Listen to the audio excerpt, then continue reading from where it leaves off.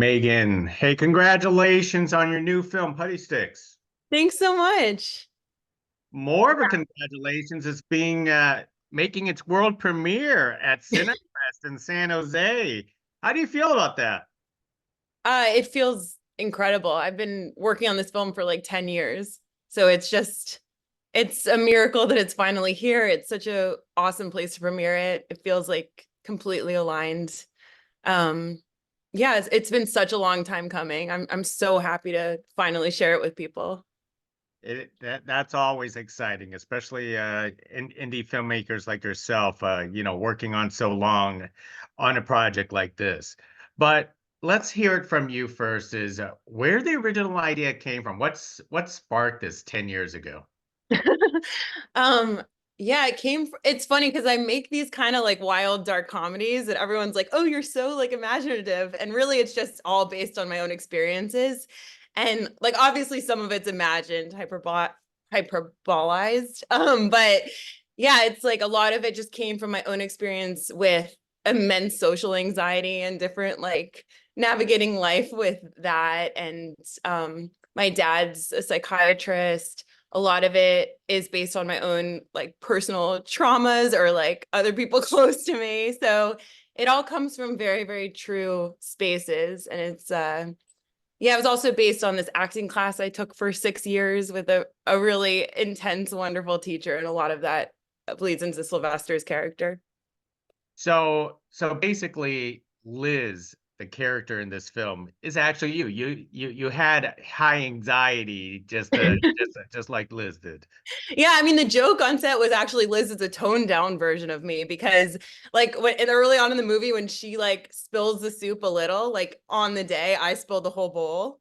And like I had when I like in the movie there's a part where like my armpits are sweating and the the costume designer like put special pads in my armpits to make them sweat less.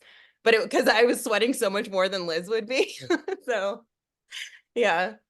That's actually kind of funny, is because the nervousness of Liz, like you being an actress yourself, it's somehow you wouldn't figure that would translate, but I guess it does for anyone.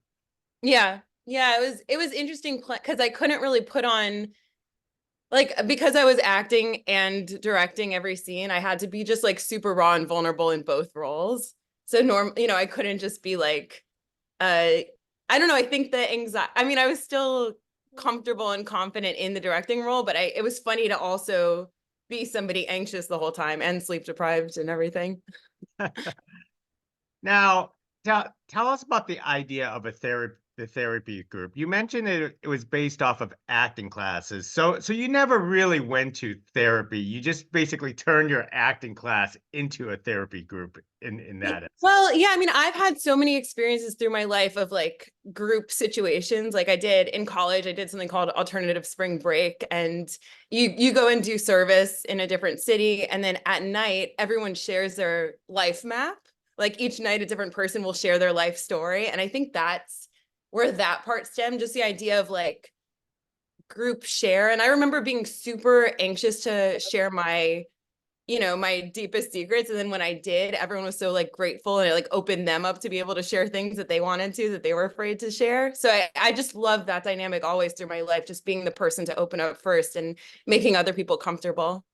Oh, sharing secrets is that's a real thing in your therapy life. Yeah, I mean, yeah. And like I mentioned, my dad's psychiatrist. I grew up around, therapy's very embedded into like my upbringing. Both my parents are recovering addicts too. So there's just lots of like that speak through my life and childhood. So tell us about these different therapy exercises that you had to create for the film. Yeah, I mean the first one that um is I think the most iconic is when everyone like puts their peepholes up like this, and then somebody will have to be in the center of the room and act as if nobody's watching them. And I think a lot of that actually came from my acting coach, Harry Master George, because it was like all about how just it doesn't matter that you're being watched. Like as the person in the story, you don't know like they're not being watched. So it's like, and when you're a child and you're playing pretend, you don't care that people are watching you. So that I just love that game. I think it was so like telling. And I think Liz's journey is really one from being so paranoid of being seen to at the end of the movie, she grows into somebody who doesn't even notice her heroes watching her. Did you create like cardboard cutouts on your camera lens to get those shots? um, no, that was we added that in post, like the silhouette. I think that was fun.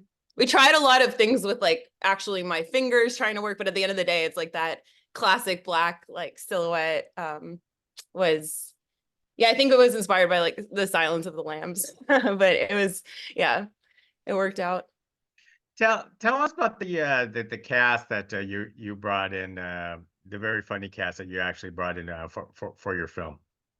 Yeah, I mean that I really my mind is still blown by the people that we got to be part of this movie because it started as just me and like I was gonna make it anyways, but then Dan Backetall from VP, his brother-in-law saw my short film at a festival and sent it to him and he loved it. And then we had a general meeting and he came on very early on back in like early 2019 as Sylvester.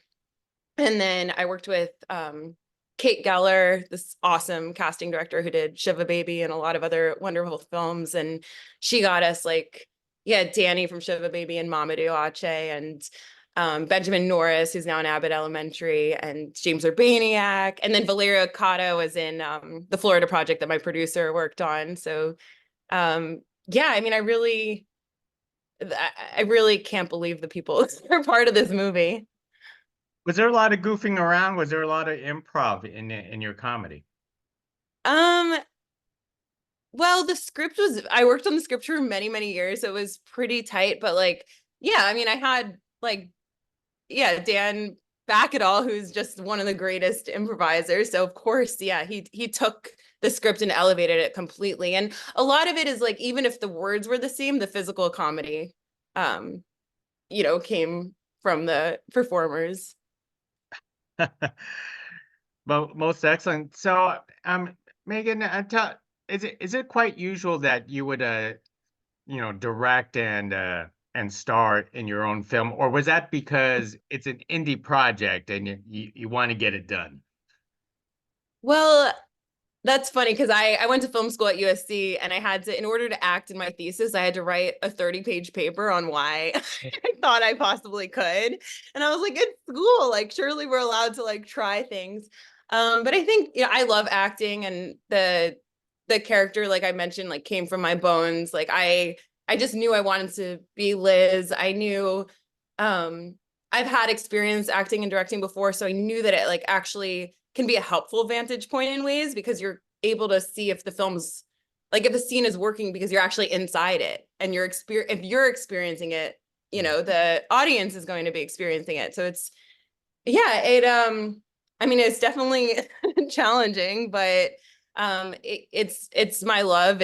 I love like the dynamic of doing both. I love individually how it works. And I was really inspired by this woman, Britt Marling, who actually we had the same acting coach, and she did Another Earth like back in 2011, and I've just been so inspired by how she did it. She wrote and acted in it, but had and also produced. And it was funny because when I met my producer Alex, like at our first meeting, I told him all about Another Earth and how she made it, and then it turned out she was sitting right next to me at this cafe, like while I was saying everything about her life. So yeah. That is actually pretty funny. I'm actually familiar with Britt Marling. Oh, nice. Yeah. Huge influence. So that's pretty cool. So with the, directing, acting, writing, and producing and all this kind of stuff, what's some of your greatest challenges on an indie project like this? Well, I mean, everything is very challenging. This one in particular was challenging because we shot the first half of the movie in Florida in November 2019, and then we were going to shoot all the office stuff in Los Angeles in April 2020. Obviously, pandemic happened, so the shoot got pushed over 2 years later. So Mm. 2 years later, I come back and I shoot every other scene of the movie. So an incredible challenge of this film was just keeping all of that information and continuity in my own head. I like walk out one door in 2019 and I walk in the next door 2 years later as if it's the next second. So yeah. And not to mention, you chose two different locations. So the house with all the therapy session was in Florida, and all the office scenes it was in Los Angeles. I know it was so silly. And I thought in my head, I'm like, oh, it's my first feature. It'll be nice to break it into two. It's not as intense, but like it obviously did not know the pandemic was coming. And I worked with these guys called at Borderline Films, like Sean Durkin, Antonio Campos, Josh Mond years ago, and they did Martha, Marcy, May, Marlene. And I think I was inspired by them. They broke it into like two separate units, but they only did it like 2 weeks apart, not 2 years. Well, you got it done. That's for sure. I also wanted to ask, why did you give Liz sort of like a video game background? That's actually unusual. Or you're just a fan of video games yourself and you wanted it. Well, That's no, actually, I thought I was going to get called out because my video game references are like, Mario 64 and then this game called Gex that I loved, but these are like 90s, like these are like a long, maybe early 2000s, I don't know, but I do not play video games. I'm not in that world. I, as a creative, like I didn't want to make a film about making films, and I based it off of my own experience working for a talent agency. So I knew I wanted something that's like on the periphery of fun, and like, because that's the irony of it, that she's in something that is like creating such joy and she's having such a miserable experience. So I knew I wanted something adjacent to my own experiences.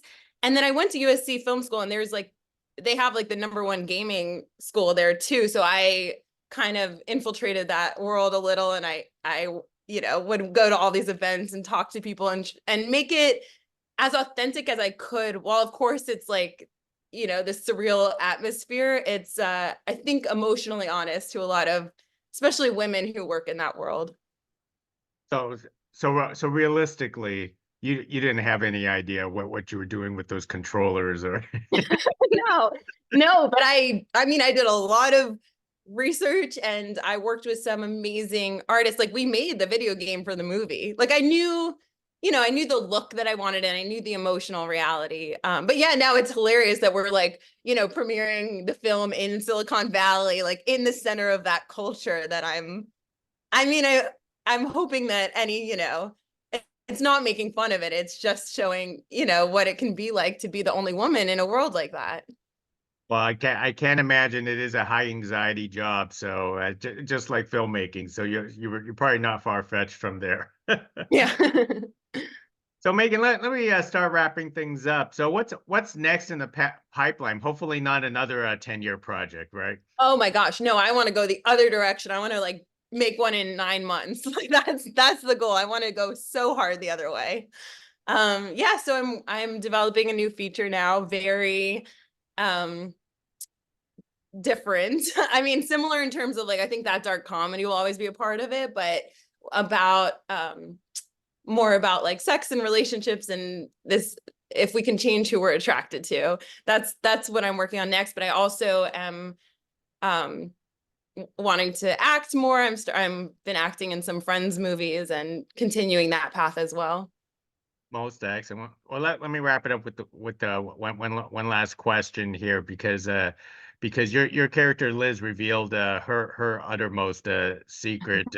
What is Megan's uttermost secret that she can actually reveal? You don't have to go too personal, of course. I don't want you to like say, oh yeah, this one time I murdered something. No, Wow, that's a good question. And it's so funny because like I do feel like my movie making in a way is to reveal those secrets in a way that I can hide them because you don't know what comes from me and what doesn't.